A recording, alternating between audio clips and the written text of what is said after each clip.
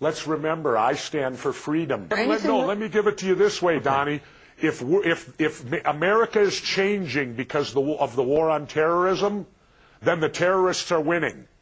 Because we may be beating them on the battlefield, but if we're getting our freedoms taken away and America changes because of what terrorisms do, the fear of terrorism, and government there to protect us, well, then, in my opinion, the terrorists are winning. But Jesse, you have to admit, if we don't do something, the reality is terrorism is a new kind of war, and it's nothing we've faced in our over 200-year history.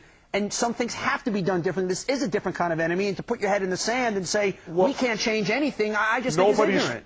Wait a minute. Nobody's putting their head in the sand. We're as ill-prepared for terrorism as we've ever been. Take a look at the hurricanes that just hit this country. They were even announced 3 to 4 days ahead of time. Okay. Now, when the terrorists hit us, do you think they're going to send us a memo telling us 3 to 4 days ahead of time we're going to hit you? Get prepared. We couldn't even handle what happened in New Orleans, and yet we're being sold by our politicians that we're safer today, that we're out there protecting you. We've got this big government bureaucratic agency on terrorism that's going to protect you. It's a bunch of hogwash, Donnie, and if you believe it, you're naive. Jesse, you once said you think there should be a restaurant in the White House 2008, so you're the guy in charge now. How do we make ourselves safer from terrorism? It's easy to throw stones. Give me some answers. Yeah. Well, the first thing would be to go get a terrorist that attacked us. You know, we're never successful until bin Laden is 7 feet under. Okay. And instead, we're now fighting in Iraq, a country that never attacked us. There wasn't one terrorist in 9/11 from Iraq. Okay. 15 of the 19 were from Saudi Arabia.